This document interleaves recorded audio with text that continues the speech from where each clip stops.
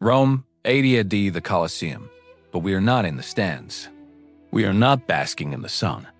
We are 20 feet underground in the hypogeum. The air here does not smell of glory. It smells of confinement, unwashed bodies, oxidized iron, and the distinct copper scent of old blood that is soaked into the timber. Listen closely. Above, the roar of 50,000 citizens acts as a ceiling of noise, a constant vibrating pressure. Down here, the rhythmic clanking of chains, the squeal of wooden pulleys, the heavy breathing of men waiting to kill. In a cramped holding cell, darker than pitch, a woman sits. Let's call her Elara.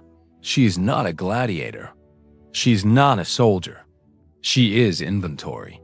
Her hands are bound not with rope, but with iron shackles stamped with the seal of the Lanista, the owner of the gladiator school. She is shaking, but not from the cold. She is shaking because she knows the script.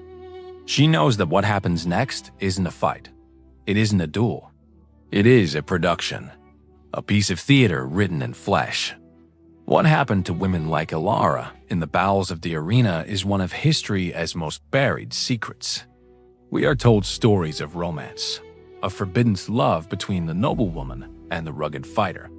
That is the Hollywood myth. The reality was an industrial machine of exploitation that makes modern horror look tame. This wasn't chaos. It was policy. It wasn't random cruelty. It was infrastructure. We often look at the Roman games as a chaotic display of barbarism, but that is a mistake. The games were a corporation, a state-sponsored entity designed to process human beings into entertainment. And within this machine, captive women occupied a specific, terrifying ledger entry. They were the props. Historical records from Martial's Liber Spectacularum and the graffiti of Pompeii give us fragments of the truth. But to understand the full horror, we have to look at the system itself. The empire didn't just capture land, it captured people. And when those people were women, Dacian royalty, Jewish rebels, Germanic tribeswomen, they didn't just vanish. They were fed into the supply chain. If you have ever wondered how a civilization that invented concrete and law could also invent the damnatio ad bestias, hit the like button, because we are about to descend into the machinery of the Roman nightmare. The machine required fuel. To the Senate, Elara wasn't a person. She was a symbol of a conquered nation. Her body was the canvas upon which Rome would paint its dominance. The brutality she was about to face wasn't personal. The gladiator waiting in the corridor, greasing his armor, didn't hate her. He likely didn't even know her name. He was an employee. She was the task. This detachment is what makes the history so chilling. It is the banality of evil, 2,000 years before the term existed. The screams in the hypogeum were just the sound of the machine working, and the machine was working perfectly. Before the arena, there was the market. To understand the end, we must understand the beginning. Elara's journey didn't start in the dungeon. It started months earlier, perhaps on the frontiers of Germania or the burning streets of Jerusalem. When the legions marched, they didn't just bring back gold. They brought back lines of captives stretching for miles. This was the harvest. Upon arrival in Rome, the sorting began. This was a bureaucratic process. The strong men were sent to the mines or the ludus to be trained as fighters. The beautiful were sold into domestic slavery or brothels. But there was a third category, the Noctis, the condemned or those designated for specific theatrical deaths. For a woman to end up in the hands of the gladiators in the arena, she had to be filtered through a system that stripped away every layer of her humanity. First, her name, then her clothes, then her language. By the time she reached the ludus, she was a blank slate waiting to be written on by violence. Enter the Lanista. In movies, he is often a villainous coach. In reality, he was a CEO. He owned the gladiators, and he rented them out to the magistrates who hosted the games. But he also owned the support staff and the victims. The Lanista's job was profit margin. A star gladiator was a high-value asset. You didn't want to risk him unnecessarily. But a captive woman? She was disposable capital. According to ancient sources, the preparation for the games involved a calculated dehumanization. These women were kept in holding cells adjacent to the barracks. They could hear the training, the clash of wood on wood, the grunts of exertion. They lived in the shadow of the men who would eventually be their executioners. It was psychological terror designed to break the spirit long before the body was touched. Imagine the sleepless nights, listening to the sounds of the men sharpening the very blades that would end your life. This wasn't accidental torment. It was part of the softening process. We must address the intermediary, the slave handlers. These were often former slaves themselves, working for the Lanista. They were the ones who washed the captives, who fed them just enough to keep them conscious, who dragged them to the staging areas. They represent the terrifying compliance of the system. They weren't the ones holding the sword, but they were the ones unlocking the door. They looked into Elara's eyes and saw nothing. They had been conditioned to see nothing. The banality of their daily routine, scrubbing floors, oiling chains, delivering water, contrasted sharply with the absolute horror of their industry.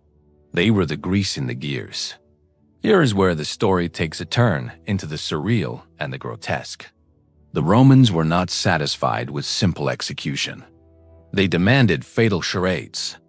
This is a term historians use to describe the reenactment of Greek and Roman mythology, using real people who die for real.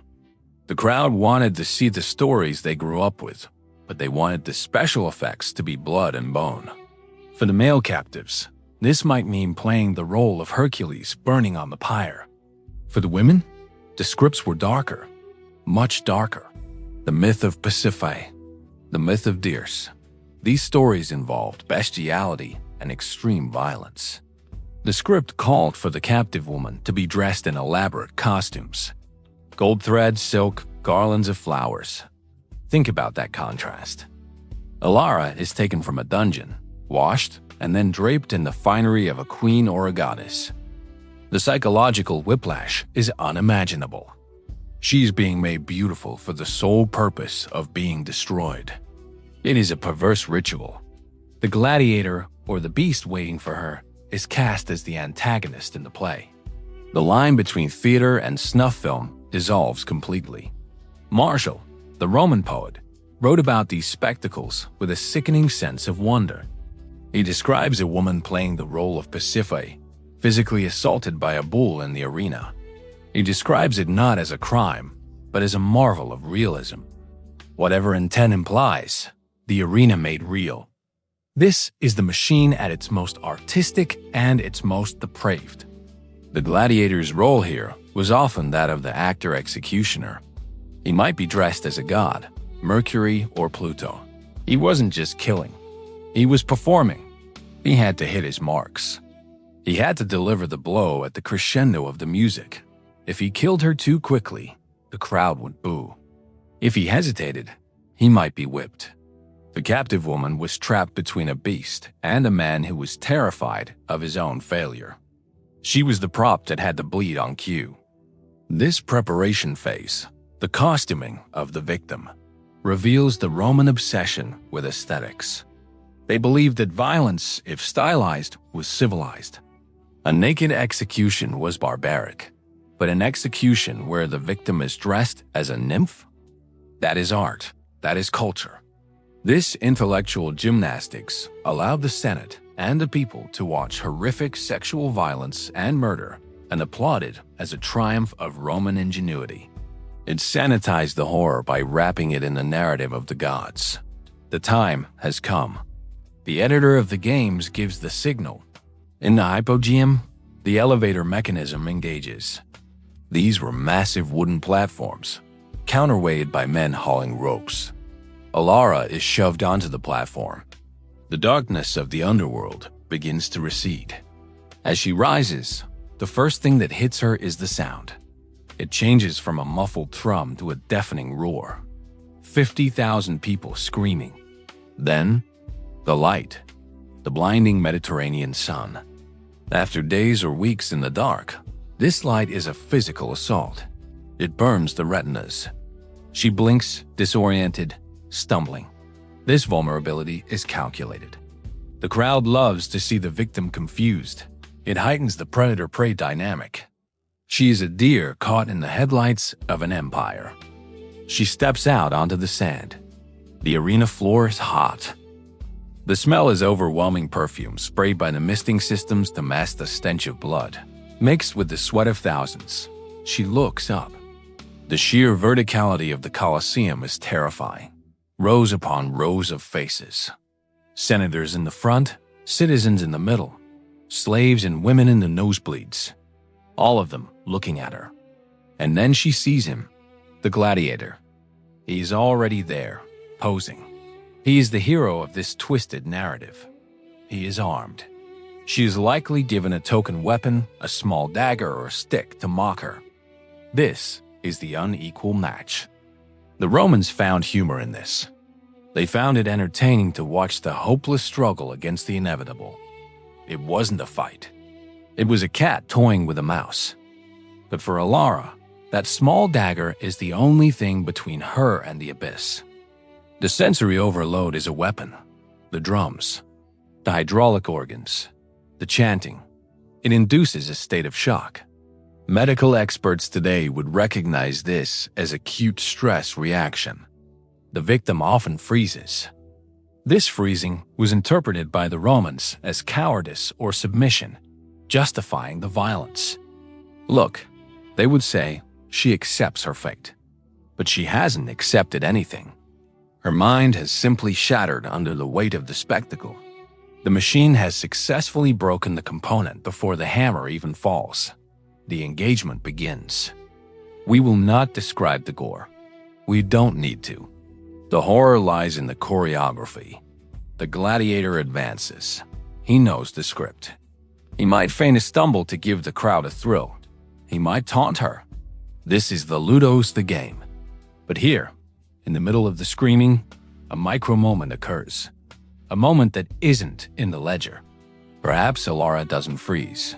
Perhaps she locks eyes with the man behind the helmet. In that split second, the machine falters. He sees a human being. She sees a slave forced to kill. Does he hesitate? History tells us that some gladiators refused to kill on command and were executed for it. But most obeyed. The indoctrination of the ludus was strong. This is not a woman, the training said. This is a target.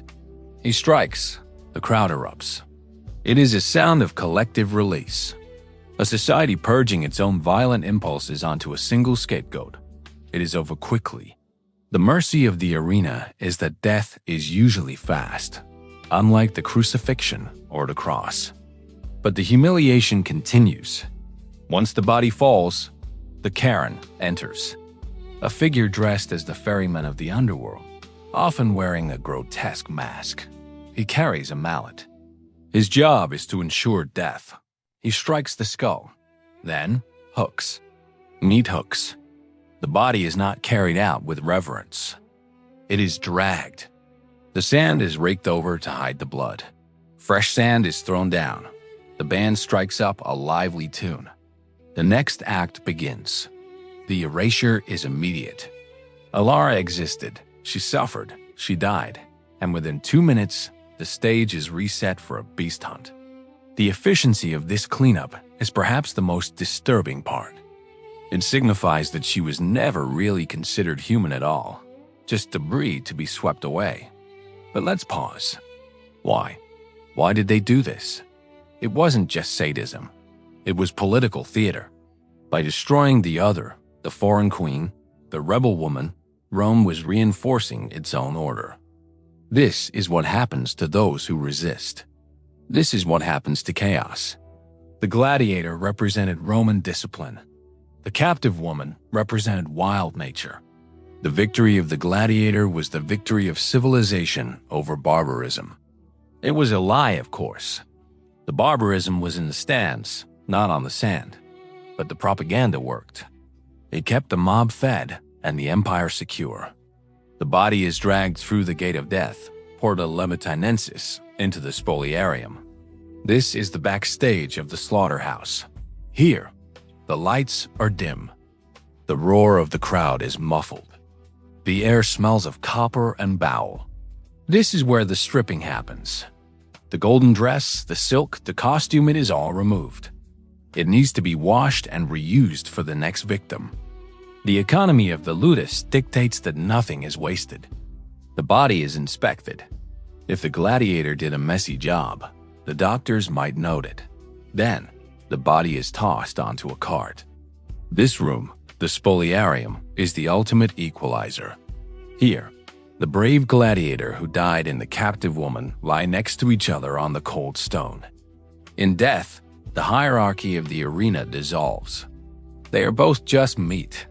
The tragedy is that they were both victims of the same system, pit against each other for the amusement of the wealthy.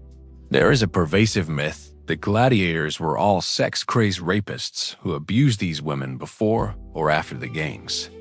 While sexual violence was absolutely part of the power dynamic, the reality in the Spoliarium was often more clinical. It was a place of business. However, we cannot ignore the gladiator sweat trade. The sweat and scrapings, strigil, from a gladiator's skin were sold as an aphrodisiac to Roman women. This commodification extended even to the fluids of the killers. And the women they killed? Their bodies were sometimes denied burial, thrown into the Tiber or mass pits. The damnatio memoria, the condemnation of memory. The goal was to ensure that not only did they die, but they were forgotten. No grave marker, no name, just a void in history. Yet in this darkness, there were moments of defiance. Christian martyrs, according to their own hagiographies, often refused to fight back or refused to show fear. Perpetua, a noblewoman, famously guided the trembling gladiator's sword to her own throat when he hesitated. Whether this is fact or hagiography, it speaks to a desperate need to reclaim agency. If the machine decides you die, the only power you have left is to decide how you die. By refusing to play the role of the screaming victim, by meeting the blade with silence, they threw a wrench in the gears. They denied the crowd the satisfaction of their terror. Flash forward 2,000 years. We are in a lab in York, England, or perhaps Ephesus, Turkey. The noise of the arena is gone, replaced by the hum of ventilation and the scratch of calipers. Archaeologists are examining a set of bones. They find a skull with a square puncture wound, the mark of the Karen's mallet. They find stress fractures in the legs, consistent with heavy loading or forced marching. But more importantly, they find the DNA. They find women. For centuries, historians glossed over the presence of women in these mass graves, assuming they were all male fighters. But the science doesn't lie. The isotopes in their teeth tell us where they were born: North Africa, the Danube, the Levant. They were brought here. They died here. These bones are the black box recorders of the empire. They tell the story that the senators tried to erase. They speak of malnutrition, of healed fractures from previous abuse, and of the violent trauma of their final moments. The machine couldn't destroy the evidence completely. The earth kept a score. The discovery of female gladiators, gladiatrix, is a contentious topic. We have the statue of the girl from Halicarnassus, depicting two women fighting. But were they volunteers or victims? The line is blurry. But for the women we are discussing, the captives, the Noctis, there was no glory. Their bones are often found commingled with animal bones. This is the final insult. Even in the ground, they were categorized as livestock. This archaeological evidence forces us to confront the reality of the Roman legacy. We admire the aqueducts. We admired the law. But the foundation of that society was built on a slurry of crushed bone. The Pax Romana, the Roman peace, was maintained by the public. Spectacularization of extreme violence against the vulnerable. The bones in the tray are the bill for that peace. We also find shackles, Iron collars. These physical objects carry a psychic weight. When you hold a Roman slave collar in a museum, you are holding the physical manifestation of the machine. It is heavy. It is cold. It was designed to chafe. It reminds us that this wasn't a story. It was a life. A life lived in fear, ending in a spectacle of blood. The silence of the museum today contrasts with the noise of the past, but the message is the same. Power, unchecked, devours people. As we stand outside the Colosseum today, taking selfies, buying keychains, we are standing at the site of the world's largest and most efficient death factory. It is a beautiful ruin, but we must learn to see the ghosts. The story of the captive women and the gladiators is not just ancient history. It is a warning. It shows us how easily a society can normalize atrocity, how it can turn murder into sport, how it can build a bureaucracy around cruelty. The Romans weren't monsters. They were people like us. They loved their families. They wrote poetry. They obeyed the law. And yet, they cheered for this. The machine didn't die with Rome. It just changed shape. We still have systems that dehumanize. We still have spectacles that exploit the vulnerable. We still have the other. The details change, but the dynamic of power remains. Elara, remember that name. It is a fiction, but she represents thousands of real women whose names are lost. The Dacian mother, the Jewish daughter, the Christian servant. They endured a fate worse than death because their suffering was made into a product. They were robbed of their privacy, even in their final moments. But by telling their story, by digging up the unpleasant truth, we perform a small act of resistance. We remember them not as props, but as people. We give them back the dignity the arena stole. We look at the Colosseum and we don't just see the glory of Rome. We see the crime scene. If this journey into the dark heart of the empire unsettled you, that is good. It should. History isn't meant to be comfortable. It's meant to be a lesson. Civilization is judged not by its monuments, but by how it treats the powerless. If you want to support deep-dive historical documentaries that refuse to look away, hit that subscribe button. Share this video to keep the memory alive. And tell us in the comments, do you think we have truly outgrown the Colosseum, or have we just built new ones? Until next time.